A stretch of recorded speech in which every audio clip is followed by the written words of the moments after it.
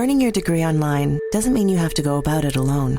At Capella University, we're here to support you when you're ready. From enrollment counselors who get to know you and your goals, to academic coaches who can help you form a plan to stay on track. We care about your success and are dedicated to helping you pursue your goals.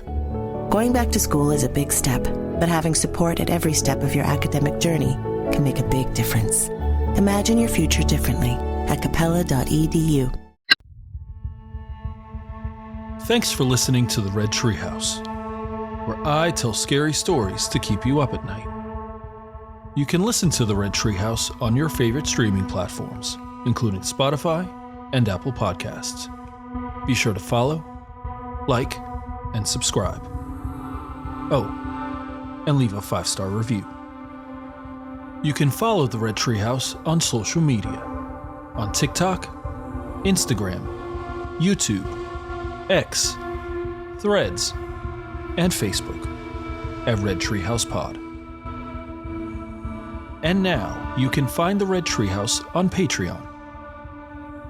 Join the Red Treehouse community for as little as $3 per month and receive exclusive member benefits, including personal shoutouts, early access to episodes, bonus episodes, and more. Simply go to patreon.com/Red Treehouse. As always, if you have a scary story or topic you'd like me to feature on an upcoming episode, email redtreehousepod@gmail.com. Important note, sources for this episode can be found in the show notes. The Red Treehouse is dedicated to my dad. I love you, Pop. When it comes to common ailments, like minor pain or a headache, most of us don't think twice about taking Tylenol. An inexpensive but effective painkiller, Tylenol's main ingredient is acetaminophen.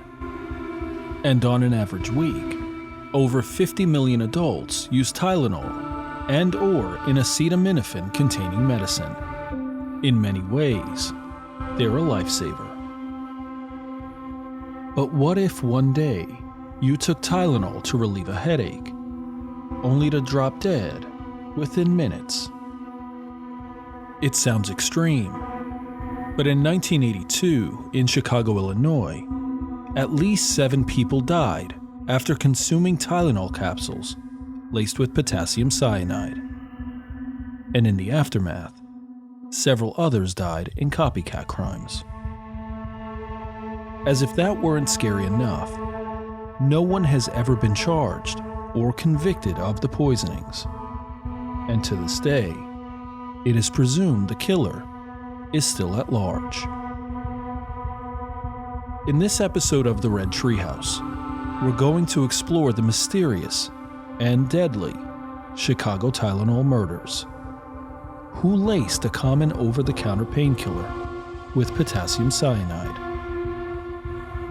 And is it possible the killer or killers could strike again? I'll share the story. You decide for yourself. I'm your host, Will. Welcome to the Red Treehouse.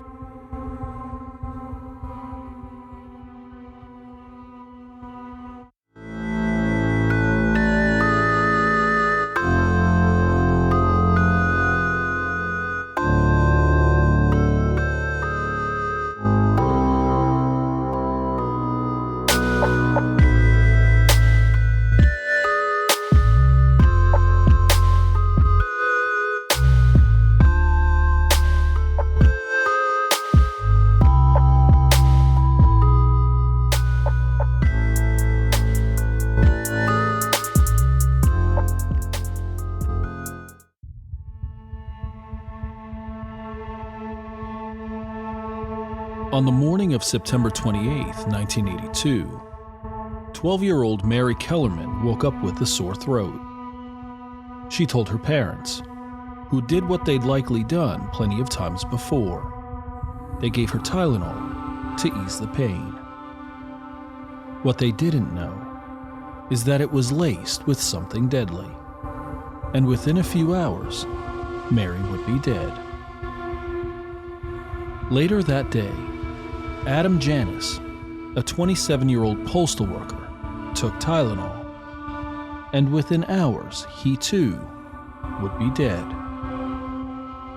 Initially, it was believed Adam died from a heart attack, quote, but turned out to be cyanide poisoning, end quote. In a cruel twist, his brother, 25-year-old Stanley Janis, and his sister-in-law, 20-year-old Teresa Janis, also took Tylenol from the same bottle as Adam. Within hours, they too would be dead. One article stated, quote, his brother and sister-in-law would die after ingesting the same tainted medication they found in Adam's home. They were there to support and share company with family members after hearing about Adam's passing, end quote. Both Stanley and Teresa complained of pounding headaches, which, given the tragedy of Adam's death, was not unusual. Stanley died the same day he ingested the poison Tylenol, and Teresa died a few days later. Over the next few days, 3 more deaths occurred. 31-year-old Mary McFarland, 35-year-old Paula Prince, and 27-year-old Mary Reiner all died after consuming cyanide-laced Tylenol. 7 deaths in a matter of days. It didn't take long for authorities to connect the deaths to the poison Tylenol. Helen Jensen, a nurse and public health official, was tasked with investigating the Janis' deaths, and it didn't take long for her to find, quote, a Tylenol bottle with an accompanying receipt indicating it had been purchased the same day, end quote. With amazing attention to detail, she noticed there were 6 pills missing from the bottle, and suspecting it may have something to do with the deaths, turned it over for further testing. What they found set off a nationwide panic. Dr. Edmund Donahue, Deputy Chief Medical Examiner for Cook County, suspected the Tylenol was laced with cyanide. Investigator Nick Pishos, who brought the bottle given to him by Helen Jensen, was asked to smell the contents. He immediately smelled almonds, which cyanide is known to smell like. Dr. Donahue immediately brought the bottle to Michael Schaefer, Cook County's chief toxicologist, who, after testing the 44 remaining capsules, determined 4 had been laced with cyanide. Something interesting. The 4 capsules were laced with nearly 3 times the fatal amount of cyanide. Within 48 hours, Chicago Mayor Jane Byrne had all Tylenol products removed from retail stores in the Chicago area and sent off for laboratory testing. Residents were told to dispose of any Tylenol products in their home, and the drug manufacturer, Johnson & Johnson, issued a limited recall. Something interesting. The Tylenol bottles containing the poisoned capsules that killed Mary Kellerman and the 3 Janis family members came from the same lot, MC 2880. Johnson & Johnson issued a recall for all bottles in that lot. However, the 3 additional deaths came from tainted capsules from different lots, resulting in Johnson & Johnson issuing a recall for, quote, any bottle of extra-strength capsules from any lot purchased in the Chicago area, making it one of the largest pharmaceutical recalls ever, end quote. Something interesting. Quote, McNeil Consumer Products, a subsidiary of the healthcare giant Johnson & Johnson, manufactured Tylenol.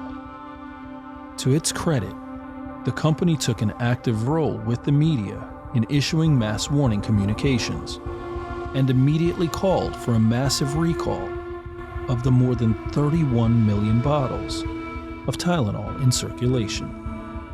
End quote. As the recall took effect, investigators discovered several Tylenol bottles in and around the Chicago area that had been tampered with. Thankfully, these were pulled from shelves before they could be purchased. Johnson & Johnson advised people to not consume products containing acetaminophen and offered to exchange all Tylenol capsules for tablets. At airports, customs officials asked visitors if they were carrying Tylenol medicine. The ensuing police investigation produced interesting details. First, the capsules were found to have been manufactured in Texas and Pennsylvania. Second, the distance between these manufacturing sites and the tragedies in Chicago seemed to indicate the bottles had been tampered with after being placed on the shelves. And third, whoever tampered with the bottles likely took them off the shelves, laced some of the capsules with potassium cyanide, and placed the bottle back on the shelves. To lure the killer out of hiding, the Chicago Tribune published the address and grave location of Mary Kellerman, the first victim. For several months, both locations were kept under 24-hour surveillance. However, this did not work, and the killer did not visit and remained as elusive as ever. But that didn't mean the police didn't have their eye on a potential suspect, one that took responsibility for the killings. In a bizarre twist, a man named James William Lewis came forward, quote, claiming that he was the one who tampered with the capsules and demanded $1 million to stop, end quote. You heard that right. James William Lewis claimed responsibility for the tampering and subsequent murders and tried to extort Johnson & Johnson for $1 million to stop the killings. When he was arrested, Lewis told investigators how the murders might have been committed. He described buying Tylenol, adding potassium cyanide to the bottles, and placing the tainted bottles back on the shelves. Something interesting. Quote, Lewis was also found to have previously possessed a poisoning book, and according to a confidential law enforcement document, his fingerprints were discovered on pages related to cyanide, end quote. Despite this circumstantial evidence, Lewis ultimately denied responsibility for the murders, and authorities believed him as he lived in New York City, and it did not seem possible that he could have done this. However, Lewis did admit to writing the letter to Johnson & Johnson. James William Lewis was eventually charged with and convicted of extortion and sentenced to 20 years in prison. He was released in 1995 after serving 13 years. In 2007, nearly 25 years after the Chicago Tylenol murders, authorities came forward with a shocking discovery.